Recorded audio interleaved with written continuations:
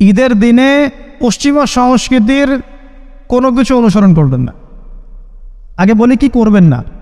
ঈদের দিনে গান বাজাবেন না। শয়তান 30 দিন বন্দি থাকার পরে ঈদের দিন দেখলে যেন মনে না হয় যে শয়তান ছাড়া পেয়েছে, এমনটা যেন মনে না হয়। ঈদের তো দরকার নাই। এই চাঁদ রাত বলে একটা কথা আছে না, চাঁদ রাত, আপনারা কি বলেন জানি না, আগের রাত।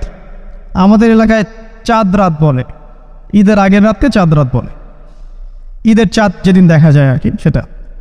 তখন দেখি ইতেকাফ থেকে বের হয়েই দেখবেন রাস্তাঘাটে বাজারে সাউন্ড বক্স, গান হচ্ছে, ডিজে পার্টি হচ্ছে, রেস্টুরেন্ট ভরি গান হচ্ছে, সাউন্ড বক্স বাজছে। মানে 30 দিন শয়তান বন্দি ছিল, আজকে রাত্রেই খোলা পেয়েছে। ভাবটা এরকম। ঈদের দিন এই কাজগুলো করতে যায় না।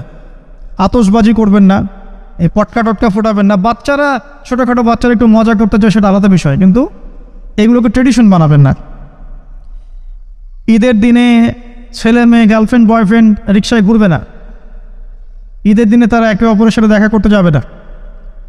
ঈদের দিনে সারাদিন ওই টিভিতে কী কী নতুন নাটক দিয়েছে, কি সিরিয়াল দিয়েছে, এগুলো দেখতে যাবেন না।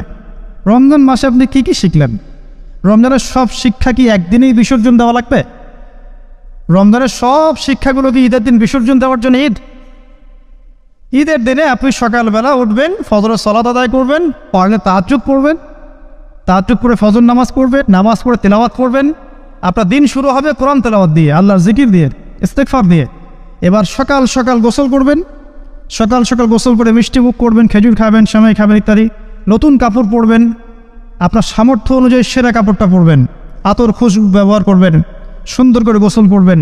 পরিবারের সবাইকে নিয়ে আপনি ঈদগাহে যাবেন, তাকবীর দিবেন, আল্লাহু আকবার, আল্লাহু আকবার, লা ইলাহা ইল্লাল্লাহ, ওয়াল্লাহু আকবার, আল্লাহু আকবার, ওয়ালিল্লাহিল হামদ, আল্লাহু আকবার কাবীরা, ওয়ালহামদুলিল্লাহি কাসীরা, সুবহানাল্লাহি বুকরাতান ওয়া আসীলা। তাকবীর দিবেন, ঈদগাহে যাবেন। যারা খতিব, যারা ইমাম, তারা নামাজ পড়াবেন। ঈদের খুতবা হবে, ঈদের খুতবায় রমজানের শিক্ষাগুলো আবার স্মরণ করিয়ে দেওয়া হবে, যে এগুলো আমরা সারা বছর ধরে রাখতে পারি, আমরা যেন ভুলে না যাই। এবং ঈদের দিন যুব সমাজ, যুবতীরা যা করে, এই যে বিনোদনের নামে প্রিন্ট মিডিয়া, ইলেকট্রনিক মিডিয়া, এগুলো থেকে সতর্ক করতে হবে। ঈদের দিনে boyfriend girlfriend tradition, free mixing, ঈদের দিনে বেলাল্লাপনা, মিউজিক করা, কনসার্ট করা, হাবিজাবি সব কিছু থেকে ওরা যেন দূরে থেকে ইসলামী সংস্কৃতি নিয়ে পরিবারকে সময় দেয়, নামাজ পড়ে, ঈদের দিন কোরআন তেলাওয়াত করে, বাসায় গিয়ে নফল নামাজ পড়ে, আবার জোহরের নামাজ জামাতে পড়ে। ঈদের দিন ঈদের নামাজ করেছে, জোহরের নামাজে নাই, নেমে যেন না হয়। জোহর জামাতে পড়ে, আসর মাগরিব এসে জামাতে পড়ে, আত্মীয়দের বাসায় বেড়াতে যাবে, খোঁজ খবর নেবে। অসহায় যারা ঈদ করতে পারছে না, ওদেরকে সাদাকাতুল ফিতর দিবে, হাদিয়া তোহফা দিবে। অনেক কাজ আমাদের।